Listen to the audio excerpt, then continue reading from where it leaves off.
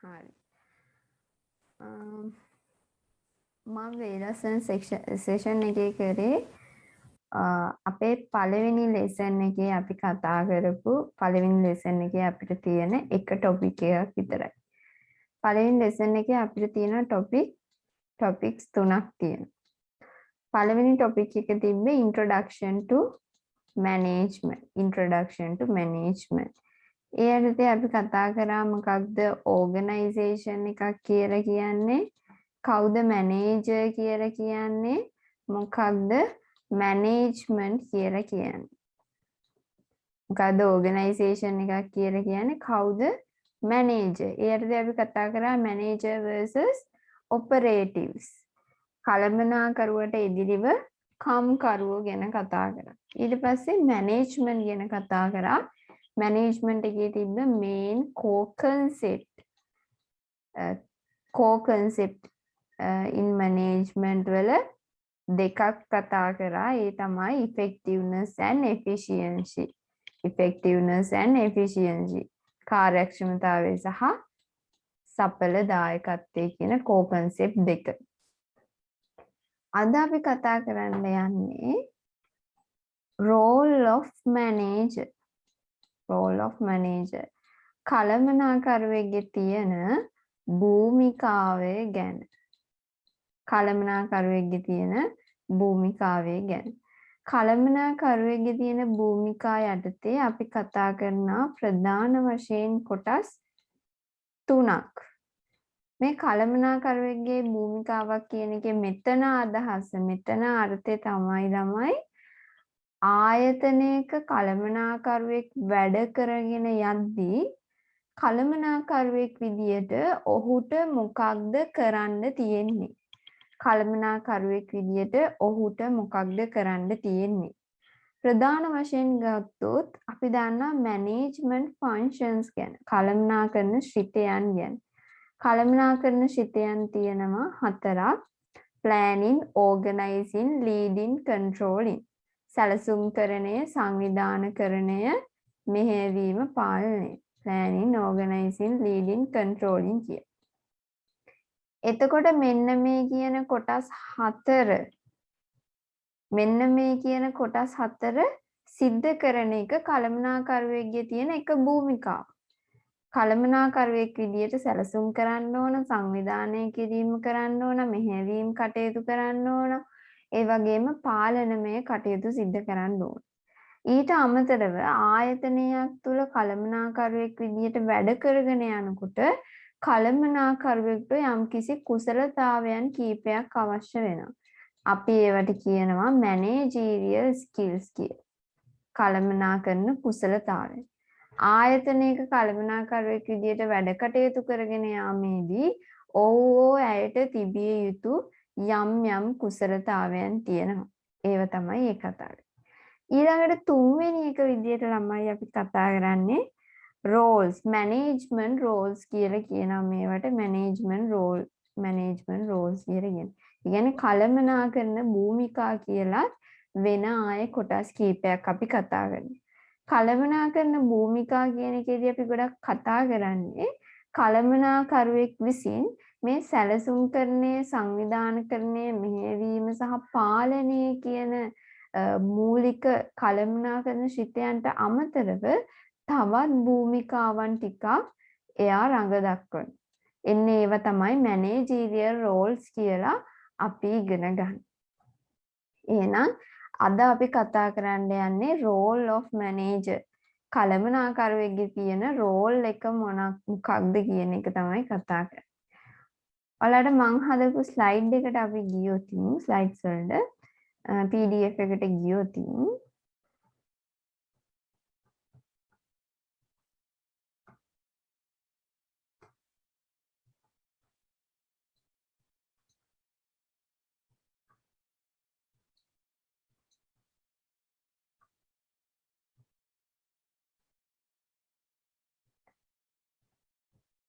එහෙනම් අපි පටන් ගමු role of a manager. කළමනාකරුවෙක්ගේ භූමිකාව කියන මාතෘකාව. එතකොට අපිට කතා කරන්න තියෙනවා මං කිව්වා කොටස් තුනක් management functions, managerial skills and management roles කියන කොටස් තුන. ඒ පළවෙනි එක තමයි ළමයි management functions කියලා කියන්නේ. කළමනාකරන ශිතයන්.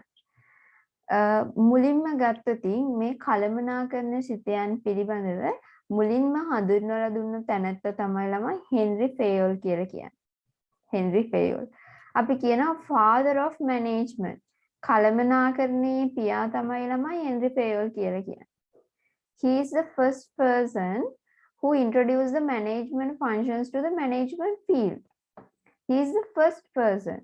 එයා තමයි පළවෙනි පුද්ගලයා මේ management functions කළමනාකරන ශිතයන් ටික කළමනාකරන ශාස්ත්‍රයට හඳුන්වලා දුන්නේ. එතකොට එයාගේ කළමනාකරන ශිතයන් මොනවද? එහෙනම් පළවෙනි කළමනාකරන ශිතයන් කළමනාකරන ශාස්ත්‍රයට හඳුන්වලා දුන්නු පළවෙනි පුද්ගලයා විදියට හඳුන්වලා දීලා තියෙන කළමනාකරන ශිතයන් මොනවද කියලා අපිට බලන්න පුළුවන්. අපිට හම්බ වෙනවා එතකොට එයා කළමනාකරන ශිතයන් 5ක් ඉන්ට්‍රොඩියුස් කරලා දීලා තියෙනවා. ඒ තමයි planning, organizing, commanding, coordinating and controlling කියන 5. සැලසුම්කරණය, සංවිධානකරණය, කමාන්ඩින් අණ කිරීම, සම්බන්ධීකරණය සහ කන්ට්‍රෝලින් පාලනය කියන එක. හැබැයි ළමයි අපි වර්තමානයේ පැත්තට පොඩ්ඩක් ආවොත් ඔයාලා දන්නවා අද අපි වර්තමානයේ මැනේජ්මන්ට් ෆන්ක්ෂන්ස් විදියට හඳුන්වන්නේ ළමයි 4ක් විතරයි. ඒ තමයි planning, organizing, leading and controlling කියන මැනේජ්මන්ට් ෆන්ක්ෂන් 4 තමයි අපි අද වර්තමානයේ මැනේජ්මන්ට් ෆන්ක්ෂන්ස් කියලා හඳුන්වන්නේ. එහෙනම් මේ දෙක අතර තියෙන වෙනස මොකක්ද? වෙනස මොකක්ද කියන එක අපිට දැනගන්න ඕන. මේක මම ඔයාලට හොඳට එක්ස්ප්ලেইন කරනවා හෙන්රි ෆේයෝල් ගැන අපි තුන්වෙනි සෙෂන් එකේ අපි මැනේජ්මන්ට් තෝට් පාඩම යනකොට හෙන්රි ෆේයෝල් ගැන කතා කරන්න වෙනවා. එතකොට මම ඔයාලට ඒ ගැන හොඳට එක්ස්ප්ලেইন කරන්නම් මේ දෙක අතර තියෙන වර්තමානයේ තියෙන වෙනස්කම මොකක්ද කියන එක. දල අවබෝධයක් තියාගත්තොත් planning කියන එක අද planning වලට බොහෝ දුරට සමානයි, organizing උත් සමානයි, මෙතන තියෙන controlling උත් සමානයි, commanding සහ coordinating කියන මේ දෙකම අද leading කියන function එක යටතේ අපි කතා කරනවා. ඒ වුණාට මේකේ යම්කිසි වෙනස්කමක් තියෙනවා. ඒ වෙනස්කම මම පස්සේ කතා කරන්න. එතකොට හෙන්රි ෆේයෝල් තමයි මුලින්ම කළමනාකරන ශිතයන් හඳුන්වලා දීලා තියෙන්නේ. ඊට අමතරව ෆ්‍රෙන්ච් ඉන්ඩස්ට්‍රියලිස්ට් කියන්නේ ප්‍රංශ කර්මාන්තකරුවන් විසින් in 1950 වර්ෂයේදී planning, organizing, staffing, directing, controlling කියලා එයාලා කොටස් 5ක් විදියට මේ management functions පාවිච්චි කරලා තියෙනවලු. මෙන්න මේ කොටස් 5 මෙන්න මේ පහට බොහෝ දුරට සමානයි. එතකොට අද වර්තමානයේ පාවිච්චි වෙන එක තමයි මේ මම කහපාටින් highlight කරලා තියෙන්නේ planning, organizing, leading, controlling. කවුරු හරි ඔයාලගෙන් අහුවොත් මොනවාද අපේ management functions කියලා ඔයාලා දෙන්න ඕනේ. එක එක කාල සීමාවල එක එක විද්‍යාඥයන් විසින් විවිධ management functions හඳුන්වලා දීලා තියෙනවා. ඒ අතරින් මුලින්ම introduce කරේ management functions හෙන්රි ෆේයෝල්. එයාගේ management function යටතේ planning, organizing, commanding, coordinating, controlling තිබ්බා. ඒ වුණාට අපි අද වර්තමානයට આવොත් ටිකක් ඊට වඩා ගැඹුරින් අපි මේ හැම එකක්ම කතා කරනවා. ඒ යටතේදී අපි planning, organizing, leading and controlling කියන ප්‍රධාන කොටස් 4 තමයි management function යටතේ දකින්න පුළුවන් කියලා කියන්නේ. නම් මම මෙතන ඔයාලට දාලා තියෙනවා මේ ගැන පොඩි කොහොමද ආයතනයක මේ 4 ක්‍රියාත්මක වෙන්නේ කියලා. ඒ ගැන මම පොඩ්ඩක් එක්ස්ප්ලেইন කරන්න. බලන්න planning කියන්නේ ළමයි සැලසුම් කරන. මේකේ ප්‍රධාන වශයෙන් මම මේක කියවන්න කලින් ආවොත් planning වල සිද්ධ වෙන්නේ ළමයි ප්‍රධාන වශයෙන් කොටස් දෙකයි. planning වලදී මේවා ඔයාලට හොඳට එක්ස්ප්ලেইন කරයි ඔයාලගේ lessons වල planning lesson එකේ ඇත්තටම මේකේ තියෙන්නේ ප්‍රධාන කොටස් දෙකක්. කවුරු හරි කෙනෙක් ඇහුවොත් මොකද්ද ප්ලෑනින් වල තියෙන්නේ? ප්ලෑනින් වල තියෙනවා ළමයි පළවෙනි එක තමයි defining goals. defining goals. දෙවෙනි එක තමයි ළමයි establishing strategies. establishing strategies. මුලින්ම කරන්නේ අපි අපේ ආයතනයක තියෙන අපි ප්ලෑනින් කරන්නේ ආයතනයක් ආරම්භයේදීනේ. එතකොට ආයතනයක තියෙන අරමුණු මොනවද? ආයතනයක තියෙන පරමාර්ථ මොනවද කියලා අපි මුලින්ම දැනගෙන ඉන්න ඕන, අර්ථ දක්වගෙන ඉන්න ඕන. ඊට පස්සේ ඒ අරමුණු පරමාර්ථ ළඟා කර ගැනීම සඳහා අපි ස්ට්‍රැටජීස් ස්ථාපනය කිරීම කරනවා. ස්ට්‍රැටජීස් ස්ථාපනය කිරීම කරනවා. ස්ට්‍රැටජි කියන්නේ උපාය මාර්ග. එතකොට අපි ආයතනයේ අරමුණු පරමාර්ථ ස්ථාපනය කරලා ඒ අරමුණු පරමාර්ථ ළඟා කර ගැනීම සඳහා උපාය මාර්ග ස්ථාපනය කිරීම තමයි ප්ලෑනින් වල සිද්ධ වෙන්නේ. මම මේ කෙටියෙන් කරන්නේ briefly explain කරන්නේ. එතකොට මේකේ තියෙනවා defining goals, establishing strategies and developing sub plans. sub plans කියලා කියන්නේ අනුසැලසුම් නිර්මාණය කිරීම කරනවා to coordinate activities. මේ ක්‍රියාකාරකම් සම්බන්ධීකරණය කිරීම සඳහා අනුසැලසුම් ස්ථාපනය කිරීම, අරමුණු ස්ථාපනය කිරීම, පරමාර්ථ ස්ථාපනය කිරීම සහ ඒවා ළඟා කර ගැනීම සඳහා ස්ට්‍රැටජීස් උපාය මාර්ග ස්ථාපනය කිරීම ප්ලෑනින් වලින් සිද්ධ වෙනවා. ඕක තමයි ප්ලෑනින් වල කතාව. ඊළඟ ළමයි අපි ප්ලෑන් එකක් හැදුවට පස්සේ යන්න ඕන ඕගනයිසින් පැත්තට. අපි කියනවා ළමයි ඕගනයිසින් කියන්නේ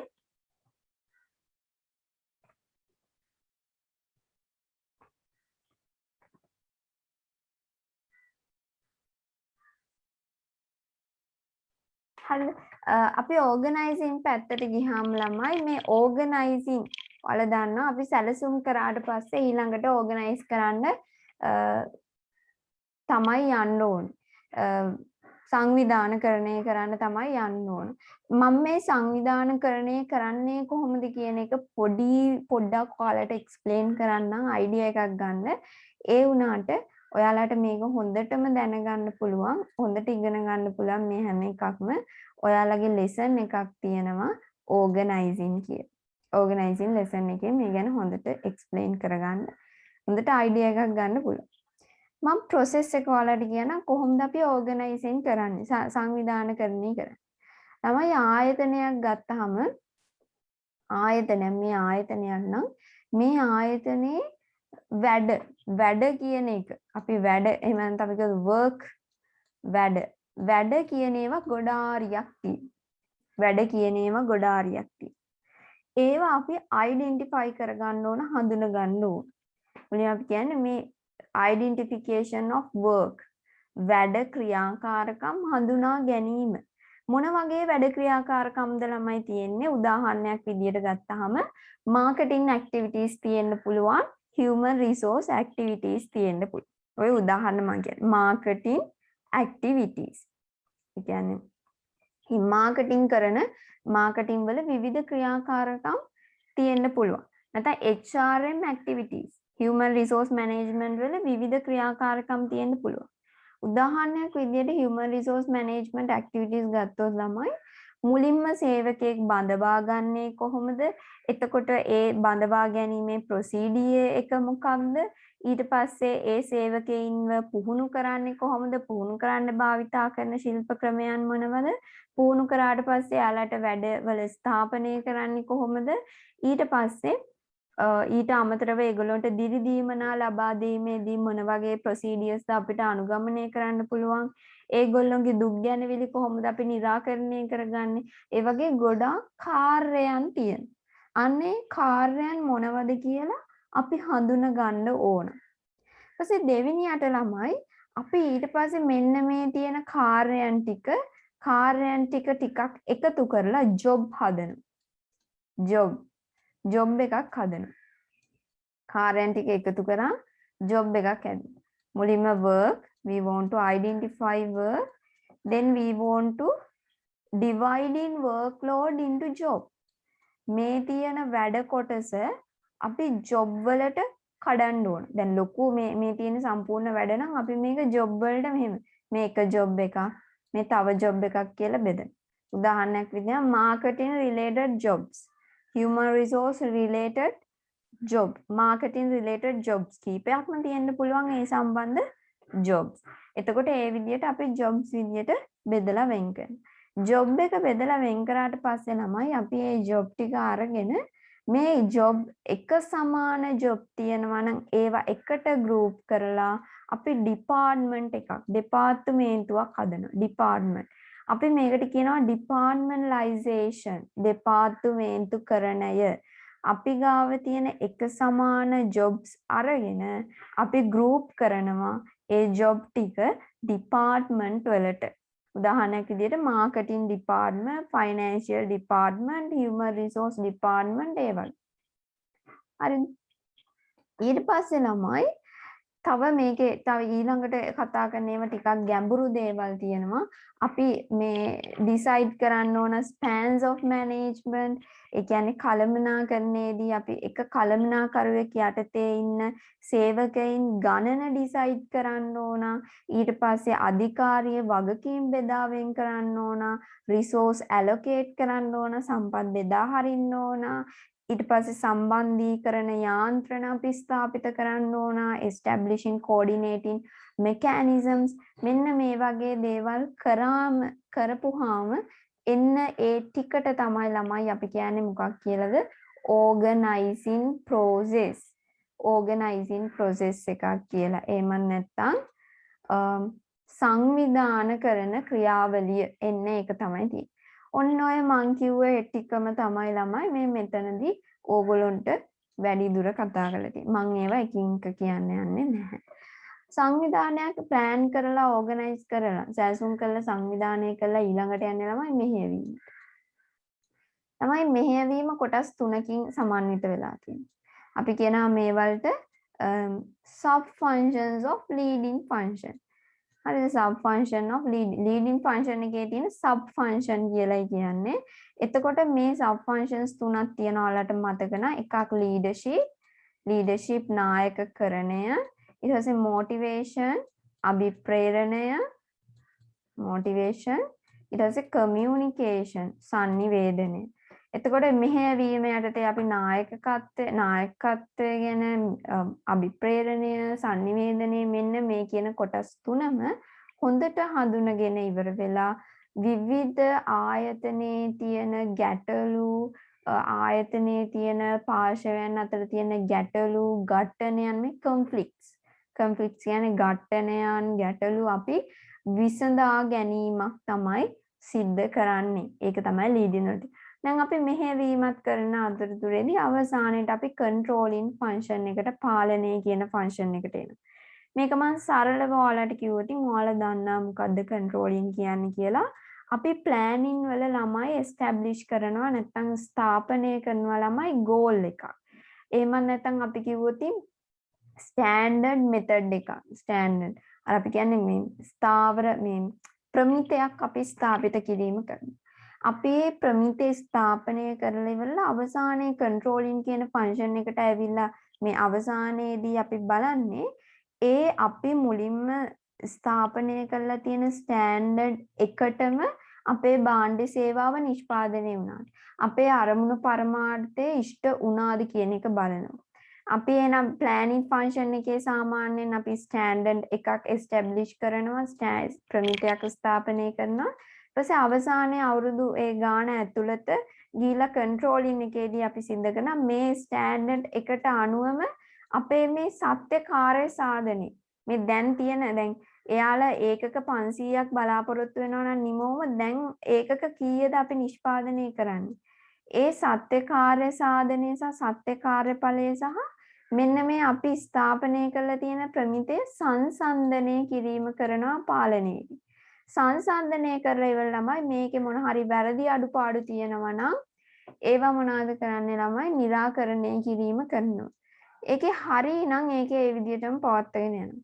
වැරදි අඩුපාඩු තියෙනවා නම් ඒවා निराකරණය කරගන්න ආයේ planning function එකට යන්න ඕන. ආයේ planning function එකට ගිහිල්ලා අපි establish කරලා තියෙන strategies goals වල යම් වෙනස්කමක් සිද්ධ කරලා goal එකේ නැතත් අපේ strategies වල යම් වෙනස්කමක් සිද්ධ කරලා ආයේ මේ process එක ඒ විදිහටම සිද්ධ වෙනවා. එහෙනම් මේක process එක. මේ අපි කතා කරන්නේ management functions ගැන. එහෙනම් මම හිතනවා ඔයාලට හොඳ idea එකක් තියෙනවා දැන් management functions කියන්නේ මොනවද? අපි මේ කතා කරන්නේ කළමනාකරුවෙක්ගේ භූමිකාව යටතේ පළවෙනි එක management functions. දෙවෙනි එකේදී තියෙන ළමයි management skills. කළමනාකරන කුසලතාවයන් ගැන කතා කරන්න ඕන. management skills. Management skills මුලින්ම introduce කරේ in 1970s Robert L. Katz found 3 essential skills competencies for managers. මේ රොබර්ට් එල් කැට්ස් විසින් 1970 දී ඉතාමත් වැදගත් කුසලතාවයන් 3ක් හඳුන්වලා දීලා තියෙනවා කළමනාකරුවෙක්ට සතු වෙන්න ඕන. එයාට අනුව තියෙන්න ඕන කළමනාකරන කුසලතා 3 තමයි technical skill, human skills and conceptual skill. තාක්ෂණික කුසලතාවය, මානව කුසලතාවය සහ සංකල්පනාත්මක කුසලතාවය කියන ප්‍රධාන කොටස් 3 තියෙන්න ඕන කැට්ස් අනුව. according to Katz. එතකොට Katzගේ මේ skills මම වෙනම පොඩ්ඩක් describe කරලා දිනනවා. ඒක මම කතා කරලා මෙන්න මේ කියන කොටස ඔයාලට පොඩ්ඩක් explain කරන්න. මේ ටික explain කරන්න. එහෙනම් පළවෙනි එක තමයි ළමයි තියෙන්නේ skills. කුසලතාවයේ පළවෙනි කුසලතාවය conceptual skill. සංකල්පනාත්මක කුසලතාවය. තමයි සංකල්පනාත්මක කුසලතාවය කියන්නේ මොකක්ද? The ability to analyze a situation and find the cause and effect. The ability to analyze the situation. Situation අවස්ථාවක් විශ්ලේෂණය කිරීමේ හැකියාව. The ability to analyze a situation. අවස්ථාවක් විශ්ලේෂණය කිරීමේ හැකියාව. And find the cause and effect. සහ හොයා ගන්න ඕන විවිධ හේතුන් සහ ඒවායේ බලපෑම. එහෙනම් සංකල්පනාත්මක කුසලතාවය තුළ සිද්ධ කරන්නේ කිසියම් අවස්ථාවක් අපි විශ්ලේෂණය කරනවා. විශ්ලේෂණය කළා ඒ අවස්ථාව සඳහා බලපාලා තියෙන හේතුව ඒ නිසා පැනනගින්න පුළුවන් බලපෑම් අපි හොයා ගැනීම සිද්ධ කරනවා. මේකට තියෙන හැකියාව ability එක තමයි අපි කියන්නේ සංකල්පනාත්මක කුසලතාවය කියලා. Managers දෙවෙනි point එකේ මම කියනවා managers have an ability to see the organization as a whole system, not separate part. එතකොට conceptual සංකල්පනාත්මක කුසලතාවයේදී අපි කියනවා managers ලාට තියෙනවා හැකියාවක් to see the organization. ආයතනය දකින්න මොකක් විදියටද? whole system. සමස්ත පද්ධතියක් එක පද්ධතියක් විදියට දකින්න. not separate parts. වෙන් වෙලා තියෙන කොටස් විදියට නෙමෙයි. වෙන් වෙච්ච කොටස් විදියට නෙමෙයි ආයතනය සමස්තයක් විදියට ගත්ත එක පද්ධතියක් විදියට දකින්න හැකියාවක් හම් වෙනවා මැනේජර්ස්ලාට. They can see the unseen future first. මේ මැනේජර්ස්ලාට දකින්න පුළුවන් දකින්න බැරි අනාගතයේ මුලින්ම. අපි අද ඉඳලා අපේ තව අවුරුදු 5කින් 10කින් මොනවාද වෙන්නේ කියලා කළමනාකරුවෙකුට දකින්න පුළුවන්. එන්න ඒක ගැන තමයි කියන්නේ. එහෙම අපි නොදකින අනාගතේ මුලින්ම දකින්න පුළුවන් නම් ඒකටත් අපි කියනවා සංකල්පනාත්මක කුසලතාවය කියලා. එතකොට මෙන්න මේ conceptual skills වැඩිපුරම අවශ්‍ය වෙන්නේ ළමයි top level managers ලාට. අපි සාමාන්‍යයෙන් කියන හැටියට top level managers ලාට තමයි වැඩිපුරම මේක අවශ්‍ය වෙන්නේ. ඊළඟට මම කතා කරද්දී මෙන්න මේකේ මේ සංකල්පනාත්මක කුසලතාවයේ යටතේ කතා කරන්න පුළුවන් අනුකුසලතා කීපයක් මම ඔයාලට point out කරලා තියෙනවා. Decision making skills තීරණ ගැනීමේ කුසලතාවය, analytical skills විශ්ලේෂණාත්මක කුසලතාවය, thinking skills සිතීමේ කුසලතාවය. මෙන්න මේ කුසලතාවයන් මේ conceptual skill එක යටතේ එන sub skills නැත්නම් අනුකුසලතාවයන් විදියට අපිට හඳුන්වලා දෙන්න පුළුවන්. human skills අපි කියනවා ආයතනයක ඉන්න ඕනම කළමනාකරුවෙකුට ඕනම level එකක ඕනම මට්ටමක ඉන්න top level middle or lower ඕනම level එකක ඉන්න managers ලට එක සමානව අවශ්‍ය වෙන කුසලතාවයක් තමයි human skills කියලා කියන්නේ. The ability to work well with other people, individuals and in a group. මේ හැකියාව අනිත් මිනිස්සු එක්ක තනිවම හෝ කණ්ඩායමක් වශයෙන් වැඩ කිරීමට තියෙන හැකියාවට තමයි ළමයි අපි කියන්නේ human skills කියලා. ඒ යටතේ තියෙන අනුකුසලතාවයන් තමයි මම මේ collaborative skills, team skills, cooperation කියලා ඔයාලට දීලා තියෙන්නේ. ඒකේ තේරුම ඔය සේරම collaborative එකට එකතු වෙලා team කණ්ඩායම සම්බන්ධීකරණය වෙලා වැඩ කරන්න තියෙන හැකියාවක් තමයි මේ human skills කියලා කියන්නේ.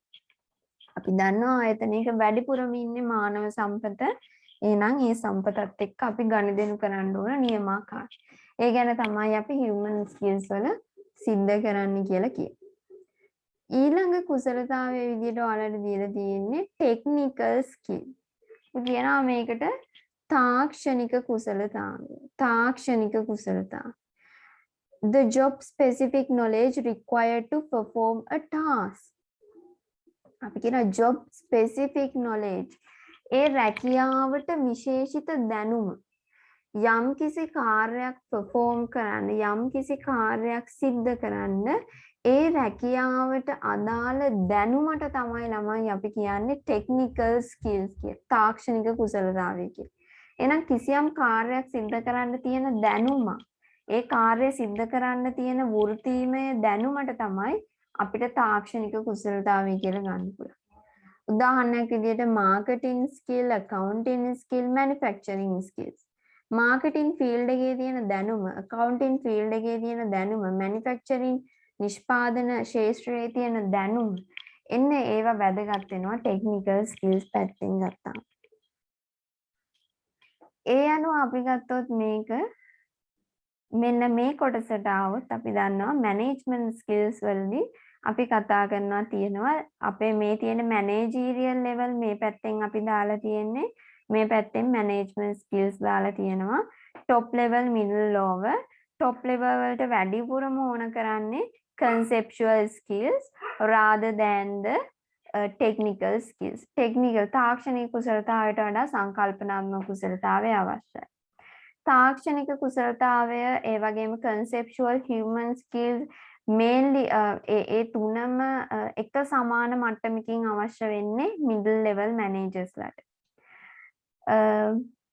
When we consider about the lower level managers පහළ මට්ටමේ කළමනාකරුවෝ ගැන අපි සලකා බැලුවොත් they need technical skills more than conceptual skills. ඒගොල්ලොන්ට අවශ්‍ය වෙනවා තාක්ෂණික කුසලතාවය සංකල්පනාත්මක කුසලතාවයට වඩා rather than the conceptual skills. එතකොට මේ levels තුනටම top middle lower තුනටම human skills එක සමාන විදියටම ලැබෙන්න ඕන කියලා තියෙනවා. දකින්න පුළුවන්.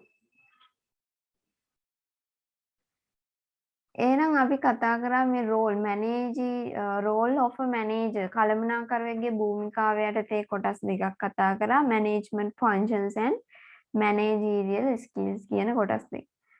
අවසාන එක ගත්තොත් ඔයාලට තියෙන්නේ management roles කළමනාකරන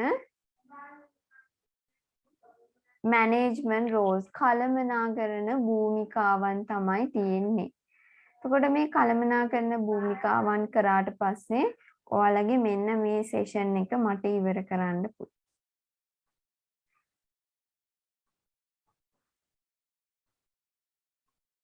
එතකොට ළමයි මේකේ තියෙනවා management roles.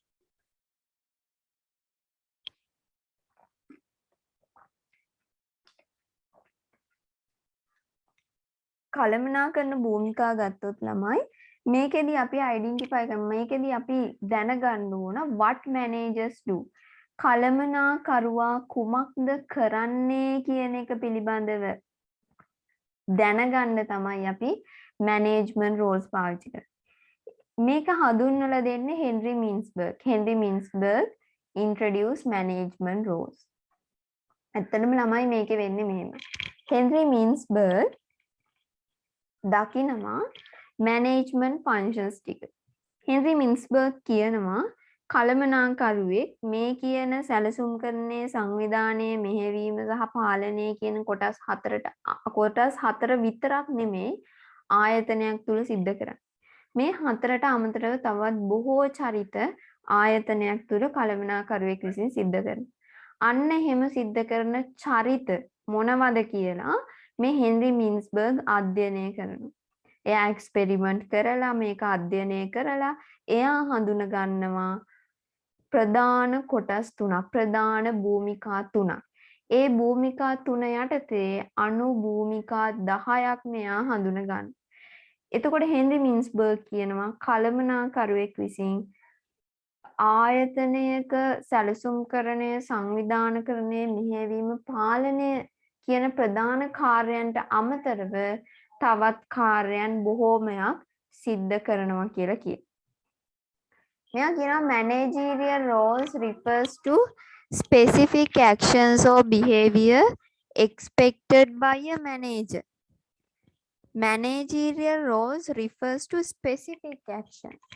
යම් කිසි නිශ්චිත ක්‍රියාවක් හරි කිසියම් හැසිරීමක් expected by a manager. කළමනාකරුවෙක්ගෙන් අපි බලාපොරොත්තු වෙන නිශ්චිත ක්‍රියාවක් හෝ හැසිරීමක් පිළිබඳව තමයි managerial role වලින් අපිට refer කරලා තේරුම් කරලා දෙන්නේ. හරිනේ. එහෙනම් කළමනාකරුවෙක්ගෙන් අපි බලාපොරොත්තු වෙන නිශ්චිත ක්‍රියාවක් හෝ හැසිරීමක් තමයි managerial roles වලින් refer වෙන්නේ. තේරුම් කරන්න. එතකොට ඒ අනුව key managerial roles තියෙනවා ළමයි තුනක්.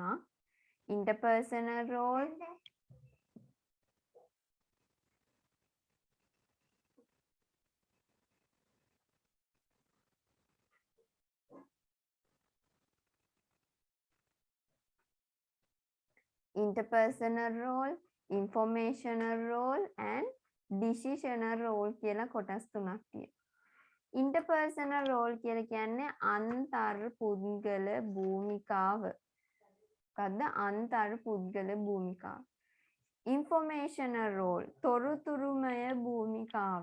decisional role තීරණමය භූමිකාව. එන්නේ මේ විදිහට භූමිකා තුනක් ගැන කතා කරනවා.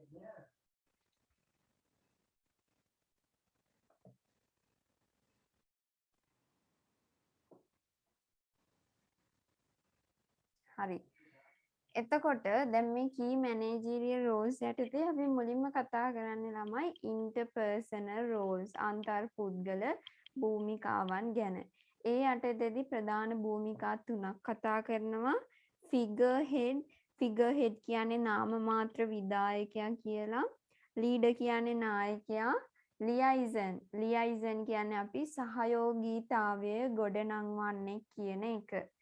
දෙවෙනි රෝල් එක තමයි ඉන්ෆෝමේෂනල් රෝල්. තොරතුරුමය භූමිකාව යටතේ අපිට හම්බ වෙනවා මොනිටර් කෙනෙක්. ඒ කියන්නේ නියමුවෙක් කියන එක. ඊට පස්සේ අපිට හම්බ වෙනවා ඩිසෙමිනේටර්. ඩිසෙමිනේටර් කියලා කියන්නේ තොරතුරු බෙදා හරින්නේ. ස්පෝක් පර්සන් කියලා කියන්නේ මාධ්‍ය ප්‍රකාශකයෙක්. මාධ්‍ය ප්‍රකාශකයෙක්. ඩිසිෂනල් රෝල් එක යටතේ අපිට හම්බ වෙනවා ඔන්ටර්ප්‍රීනියර්. ඒ කියන්නේ ව්‍යවසායකයෙක්.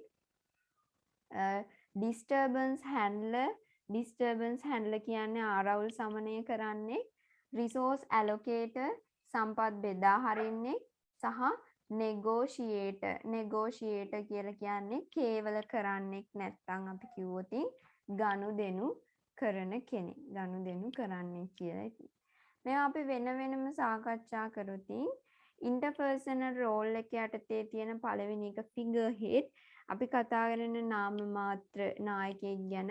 මෙතන අපේ විස්තරේ තියෙනවා. මෙතන identifiable activities තියෙනවා. description එකේදී කියනවා symbolic head obliged to perform a number of routine duties of a legal or social nature. symbolic head කියන්නේ අපි මෙයාගෙන නාම මාත්‍රයි. නාම මාත්‍ර කෙනෙක් තමයි මෙයා. මෙයාගේ ඇත්තටම සිද්ධ කරන්නේ මොකක්ද? obliged අපි කියනවා වගකීමට බැඳිලා තියෙනවා to perform a number of routine duties. නැවත සිදු කරන. routine කියලා කියන්නේ නැවත සිද්ධ කරන duties තියෙනවා කරන්න. නායකයෙක්ට මොන වගේ routine duties ද කරන්නේ legal or social nature routine duties තමයි කරන්නේ. නීතිමය හෝ සමාජීය ස්වභාවයෙන් යුක්ත නැවත නැවත සිද්ධ කරන duties සිද්ධ කරන්න බැඳීමක් වගකීමක් figure head කෙනෙක්ට තියෙනවා. උදාහරණ විදියට ගත්තාම greeting visitors greet කරනවා greeting visitors එන visitors ලට greet කරනවා signing legal documents නීතිමය documents අත්සන් කරනවා මේ හැම එකක්ම figure head යටතේ තමයි සිද්ධ වෙන්නේ. අපි නායකයා නැත්නම් leader පැත්තට ගියොත් leader responsible for the motivation and activation of subordinates. Subordinates කියලා කියන්නේ අපේ අනුගාමිකයෝ. අනුගාමිකයින්ව අභිප්‍රේරණය කරන්න ක්‍රියාශීලී කරන්න responsible එකක් වගකීමක් තියෙනවා නායකයෙක්ට. And responsible for staffing. Staffing කියන්නේ අපේ staff එකේ ඉන්නවනේ ස්ටාෆ් එකේ වැඩ කටයුතු සිද්ධ කරන්න තියෙන වගකීමට තමයි අපි කියන්නේ responsible for staffing කියලා. ඊට ට්‍රේනින් තියෙනවා නම් පුහුණු කිරීම and associate duties ඒ හා සම්බන්ධ duties තියෙනවා නම් එන්න ඒවා කරන්න ලීඩර් කෙනෙක් වගකීමට බැඳෙනවා. උදාහරණ ගත්තාම performing virtually all activities that involve subordinate මේ අපේ යටත් වැසියන්ට සම්බන්ධ වෙලා තියෙන සියලුම ඇක්ටිවිටි සියලුම ක්‍රියාකාරකම් දිහා බලලා ඒවා හරියට සිද්ධ කරනවාද කියන එක බලනවා. උදාහරණ විදිහට මම මේ කියන්නේ සේවකයව බඳවා ගැනීම, ඉවත් කිරීම, පුහුණු කිරීම, අභිප්‍රේරණය, පුද්ගල අරමුණු, ව්‍යාපාරික පරමාර්ථ හා සැසඳීම මෙන්න මේ වගේ දේවල් සිද්ධ කරනවා. ලියයිසන් කෙනෙක් එහෙම නැත්නම් අපි යාට කියනවා සහයෝගීතාවය ගොඩනගන්නේ. Maintaining self-developed network of outside contacts and informs who provide favor and information. Maintain self-developed ස්වයං සංවර්ධනයක් maintain කරන ස්වයං සංවර්ධන ජාලයක් maintain කරනවා outside and informs who provide outside contacts පිටත තියෙන බාහිර සම්බන්ධතාවයන් සමග ස්වයං සංවර්ධන ජාලයක් එයා නිර්මාණය කරනවා and informs who provide favors and information. හරි. එතකොට මේකෙදි සිද්ධ වෙන්නේ අපි කියන සිරස් නියෝග දාමයෙන් පිට සම්බන්ධතා ගොඩනැගීමක් කරනවා. මේකෙදි වෙන්නේ සමහර කළමනාකරුවන් මේගොල්ලෝ පුද්ගලයන් හම් වෙන කාලෙන් අඩක්ම පාවිච්චි කරන්නේ තමන්ගේ යටත් සේවකයන්ව හම්බ වෙන්න නෙමෙයි. තමන්ගේ යටත් සේවකයන්ව හම්බෙන්න නෙමෙයි. පිටත බාහිර පාර්ශවයන්ව හම්බ වෙන්න. ඒ කියන්නේ කළමනාකරුවෙක් තමන්ගේ ඇතුළේ ඉන්න සේවකයින්ට වඩා පිටත ඉන්න බාහිර පාර්ශවයන් එක්ක outside contacts තියාගෙන ඒවත් එක්ක ගනුදෙනු කරන්න තමයි වැඩිපුරම බලන්නේ. උදාහරණ ගත්තාම acknowledging mail, doing external board work, performing other activities that involve outside මේ පිටත බාහිර පාර්ශවයක් සමග සම්බන්ධ තියෙන විවිධ ක්‍රියාකාරකම් සිද්ධ කිරීම මේල් වගේ දේවල් external board work ඒ වගේ දේවල් සිද්ධ කරන එක liaison වලින් වෙනම කියලා කියනවා. ඊළඟට අපි කතා කරත් informational role මම මේවා සේරම briefly කියාගෙන යන්නම් මේකේ තියෙන දේ කෙටියෙන් මේ සේරම මම කියාගෙන යන්නම්. එකක් තමයි කතා කරපුවාම monitor නායකයෙක් නියමුවේ. එයා ව්‍යාපාර පරිසරය පිළිබඳ හොඳ අවධානයෙන් ඉන්නවා යටත් සේවකීන්ගේ. ඒ වගේම ප්‍රධානීන් අනෙක් දෙපාර්තමේන්තු වල ඉන්න කට්ටියගෙන් තොරතුරු ගන්නවා. බොහෝමයක් තොරතුරු ගත්තාම මේ කළමනාකරුවන්ගේ අපි තියෙනවා සම්බන්ධතා ජාල කියලා වර්ගයක්. ඒ ජාල උපයෝගී කරගෙන තමයි. කියන්නේ මොනිටර් කියන්නේ අපි ගත්තොත් බාහිර පාර්ශවයන්ගෙන් තොරතුරු ලබා ගන්නෙක් විදියට තමයි කටයුතු කරන්නේ. ඩිසමිනේටර් අපි කියනවා තොරතුරු බෙදා හරින්නේ. මේකෙදි සිද්ධ වෙන්නේ ඇතුලේ ඉන්න පිරිසට ඇතුලේ ඉන්න ඒ කියන්නේ ආයතනයේ තුල ඉන්න කට්ටියට අවශ්‍ය තොරතුරු සපයන එක. ස්පෝක් පර්සන් කියන්නේ ආයතනයෙන් පිටත ඉන්න ආයතනයෙන් පිටත ඉන්න කට්ටියට ව්‍යාපාරය ගැන උනන්දුවක් දක්වන කට්ටියට තොරතුරු සැපයීමක් තමයි සිද්ධ කරන්නේ. ඩිසිෂනල් රෝල් එක පැත්තට ගියාම ඒකේ තියෙන ඔන්ටපීනියකේදී කතා කරන්නේ අලුත් දේවල් නව්‍යතා නිෂ්පාදනය කරන්නෙක් විදියට. ඩිස්ටර්බන්ස් හැන්ඩල් කියන්නේ අපි දන්නවා ආයතනය තුළ අපි බලාපොරොත්තු නොවන අවස්ථාවන් වෙනවා. අපිට බලාපොරොත්තු නොවන unexpected situations එනවා. ඒ වගේ දේවල් වලදී ඒ අවස්ථාවන්ට අනුකූලව ඒ පැමිණෙන ආරවුල් නිසි පරිදි සමතය කරන්නේ සමතයට පත් කරන්නේ එක එක වෙන ඩිස්ටර්බන්ස් හරියට හැන්ඩල් කරන කෙනෙක්. ඒ ඩිස්ටර්බන්ස් වලට එන එක එක ගැටලු වලට හොඳට ෆේස් කරන කෙනෙක් තමයි ඩිස්ටර්බන්ස් හැන්ඩලර් කෙනෙක් විදියට මෙතන ගන්න. රිසෝස් ඇලොකේටර් අපි කියනවා සම්පත් බෙදා හරින්නෙක් කියලා. ආයතනයේ අරමුණු පරමාර්ථ ළඟා කරගන්න ආයතනයේ තියෙන සීමිත සම්පත් නිසි අයුරින් බෙදීම තමයි මේකෙදී අදහස් කරන්නේ. මේකෙදී පුද්ගලයන් බෙදීමත් මේකෙදී ඇතුළත් වෙනවා. අවසානයේ නෙගෝෂියේට් අපි කේවල් කරන්නෙක් නැත්නම් ගනුදෙනු කරන්නෙක් ගත්තොත් එයා කරන්නේ අර කතා කරලා ඒ අභ්‍යන්තර හා බාහිර පරිසරය තුල හොඳින් කතා කරලා ඉවර වෙලා එයා ආයතනය රීප්‍රසන්ට් කරලා ආයතනය නියෝජනය කරලා විවිධ ගනුදෙනු සඳහා හොඳ කතිකාවතක් ඇති කරගන්න එක තමයි සිද්ධ කරන්නේ. ඒතර ඕක තමයි ඔයාලා මේක කියවුවොත් මං කිව්වේ එකම තමයි මං සිංහලෙන් පැහැදිලි කරලා ඉක්මනට කරන්න ඕන හින්දා ඔයාලා මේක එකින් එක කිව්වොත් මං කිව්වා අදහස තමයි අයිඩියා එක ඔයාලට ගන්න පුළුවන් කමක් තියෙනවා. අයිඩියා එකක් මම දුන්නේ කියලා ඔයාලට තවදුරටත් තේරුම් ගන්න පුළුවන්. ළඟට අවසාන එක මේ දෙවෙනි සෙෂන් එකේ අවසාන එක තමයි why study management. ඇයි අපි කළමනාකරණය ඉගෙන ගන්නේ? අපි කළමනාකරණය ඉගෙන ගන්න ළමයි survival වෙන්න. survival වෙන්න කියන්නේ ආරක්ෂා වෙන්න. no longer exit. ඒ කියන්නේ දැන් long exit කියන්නේ දිගුකාලීන පැවැත්මක් නෑ කියලායි මෙතන අදහස දෙන්නේ. ඇත්තටම survival කියන්නේ අපි ආරක්ෂා වෙන්න. දිගුකාල exit කියන්නේ අපි පවතිනවා කියන්නේ. අපි දිගුකාලීන පැවැත්මක් අත්පත් කරගන්න අපි ආරක්ෂා වෙන්න තමයි අපි කළමනාකරණය කියන එක ඉගෙන ගන්න. අපි නෙමෙයි ආයතනය ඕගනයිසේෂන් එක. ඕගනයිසේෂන් එකේ දිගුකාලීන පැවැත්ම සඳහා ඕගනයිසේෂන් එක සර්වයිවල් කරන්න අපි කළමනාකරුවෙක් විදියට කළමනාකරණය ගැන හොඳ අවබෝධයක් තියෙනවා. මොකද අපි යන්නේ ආයතනික කළමනාකරු විදියට. ඒ වගේම develop skills කුසලතාවයන් සංවර්ධනය කරන්න, management careers වෘත්තීය කළමනාකරණ සුදුසුකම් ඇති කරගන්න, management process කළමනාකරණ ක්‍රියාවලිය පිළිබඳ දැනුම ලබා ගන්න අපි කළමනාකරණය ඉගෙන ගන්න ඕනේ. How your supervisor work අපේ සුපර්වයිසර් කොහොමද වැඩ කරන්නේ කියලා දැනගන්න. දැන් අපි ආයතනයක වැඩ කරන්නේ මේ අපිට වඩා ඉහළින් ඉන්න සුපර්වයිසර් කොහොමද වැඩ කරන්නේ? මෙයා හරියට කළමනාකරණයට අපේ තියෙන මූලධර්මයන්ට අනුව කටයුතු කරනවද? ඇයි වෙනස්කම් කරන්නේ? කොහොමද සුපර්වයිසර් කෙනෙක් වැඩ කරන්නේ කියලා දැනගන්න අපිට කළමනාකරණය වැදගත් වෙනවා. නැත්තම් එයා කියන හැම දෙයක්ම අපිට කරන්න වෙනවනේ. හැබැයි අපි කළමනාකරණය දන්නවනම් ඒ අනුව අපිට තීරණ ගන්න පුළුවන් මෙයා හරි දේද නිවැරදි දේද අපේ සුපර්වයිසර් කරන්නේ. එහෙනම් අපිට පෙන්වන්න පුළුවන් ඔයා මේ වගේ වැරදි අඩුපාඩුකම් සිද්ධ කරනවා. නමුත් කළමනාකරණය තුල ඒ වගේ දේවල් කරන්න කියලා නෑ. ඒ වගේ අපිට අවබෝධයක් ගන්න පුළුවන්. නැත්නම් අපි නොමග යන්න පුළුවන් අපේ සුපර්වයිසර්ගේ සමහර වැඩ නිසා, නොදැනුවත්කම නිසා.